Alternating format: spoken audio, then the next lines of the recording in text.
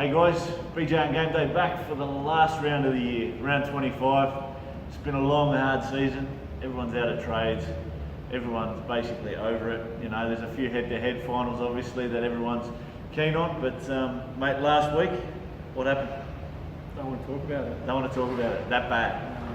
Yeah, I started pretty well. Yep. A few pods go alright, and had Munster go alright. Mannering, I was forced to play, went alright, and then twist of fate on Sunday afternoon. I had Fafita to come with you and Aiken, and decided I'd play Reece Martin over Fafita, and we all know what happened with Reece Martin and you and Aiken. It basically just derailed me in every head-to-head I had. It ruined any chance I had of the top 1,000, and just basically made me really frustrated. A lot of people in the same boat, obviously, that had definitely Reece Martin. Obviously, you and Aiken was a little bit less owned, but mate, I think I heard, up to round 17 was averaging in the 60s, and for the last 8 rounds is averaging the 30s. So definitely one who crashed and burned at the end of the season. But along with the Dragons, obviously you look at the Dragons' form, everyone's just gone to crap in that team. So it was a pretty tough couple of players. Mate, 12-34. Solid. I went all right.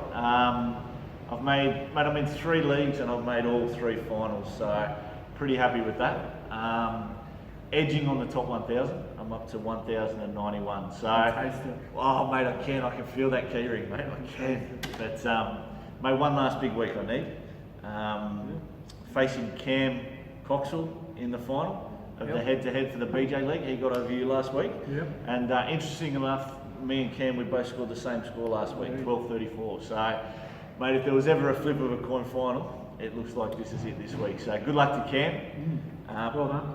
He's also 40 points behind me in the overall. So if he does get the victory, by how many will also maybe earn him $20 in his pocket as well? Well, I'll be riding you home because you'll save us postage, and you'll save us an extra $20 because it looks like, Wayne, he's still not home yet. He's not clear. No, 170 points. I think if we get away with only 20, I think we've done well. Yeah, definitely. I'll be riding you home. Definitely. Mate, it's been a solid league. We're still in the top 100 leagues, ranked 88, so pretty happy with that. Everyone averaging well in the thousands, apart from Marty, who's had a bit of a tougher year. Everyone's after Marty, it's 10:30. Well, I think Marty got to the top 1,000. He got average bang on 1,000 last week, and then he just had a bit of a subpar a week again this week. But pretty solid from everyone. Mate, where do you go with the last week? Obviously, not too many people have got trades left. Any suggestions for the people at home? Yeah, mate, I guess it just depends what you're after. If you're in any cash sort of comps and you've got a trade left, you might be looking to mitigate sort of any head-to-heads. You might not be playing that points now. It depends on where you're at. If you're playing for top 1,000 like yourself, I think you still, you probably don't worry about the head-to-heads too much. I'd be still going for that top 1,000, but it depends how much cash you got on the line, I guess, in those head-to-heads. Some of those leagues out there have got a bit of money on the line. So. Well, we're head-to-head in one of those finals, which is a little cash comp, so that's nice.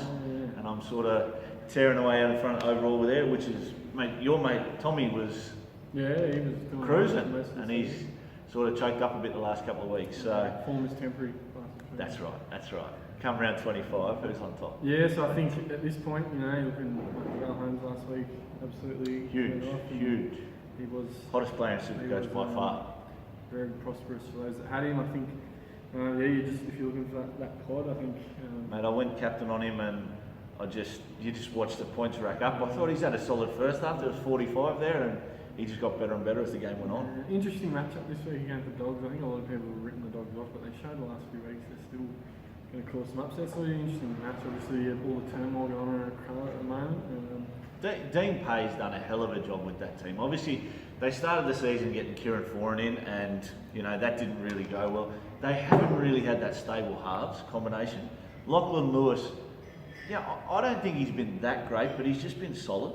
But a lot of rookies there. Reece Martin, Raymond Smith's had a massive season, so Marshall he's King, done well. Yeah, absolutely. I think young Halves, Marshall King and Lewis now, I think that'll be the halves probably long term unless they make any big signings. And credit to them, they've done fairly reasonably well considering they're just coming great, I reckon. Yeah, interesting. Mate, into the last week, I think the biggest thing for anyone at home is going to be captain choice.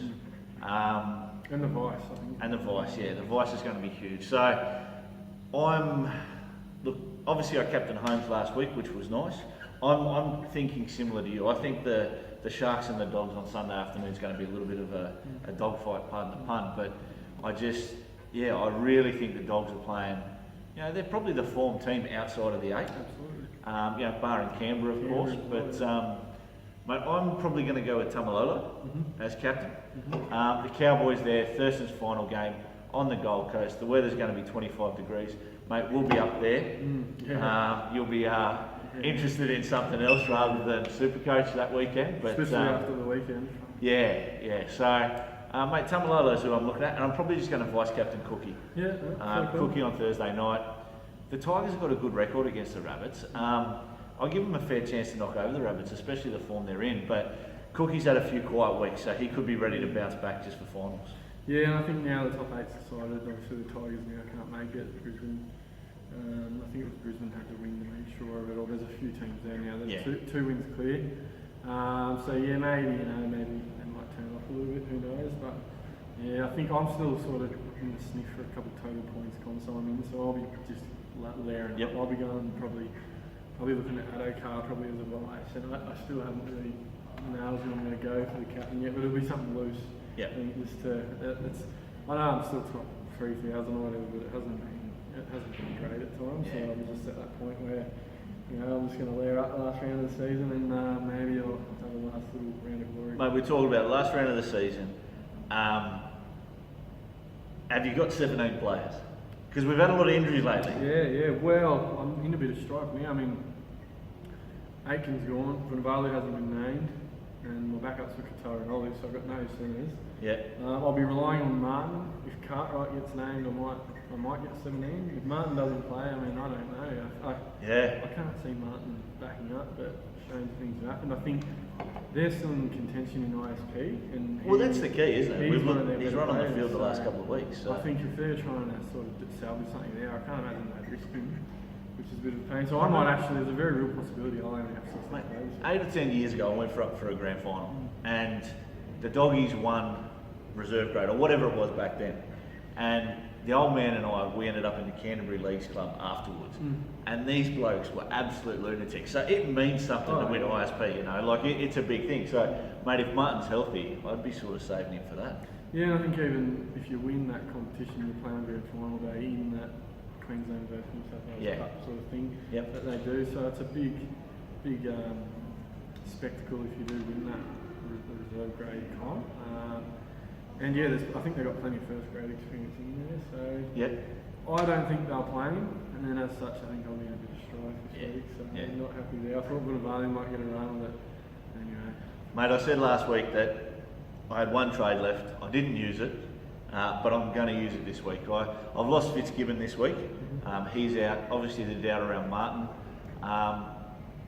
Going to go Fitzgibbon to Corey Oates. I've been umming and ahhing where to bring in the trade, whether I need to or not. As I say, I'm pretty happy with the team. I can field 17 as it is. I've got no worries with that. But just looking for that little bit of a pod, maybe to get in. Broncos, 4 o'clock on Sunday, play Manly. Manly and the outside backs have obviously, struggled all year. And Corey Oates, a little bit of form in the last 2 weeks. Scored a try last week, I think 2 or 3 the week before. So he'll be looking to finish his career at the Broncos in style. Has he signed with anyone? I don't think he's official anywhere, but I think he's all about. He wants to play in the back row somewhere. So unless he's willing to stay as a winger, does he want to play in the back row for the money, or does he want to? I think he just prefers as a player to go forward. He played on the wing to get his shot, to get the crack, and he did what he had to do. But I think he's decided he's done enough now, and he wants his shot. For a bloke who's 6'5", as big as he is, as awkward looking as he is, he doesn't look like a quick bloke. He just motors across the ground. Why would you want to go from being a winger to making 40 or 50 tackles a week in the second row and just absolutely gassing yourself?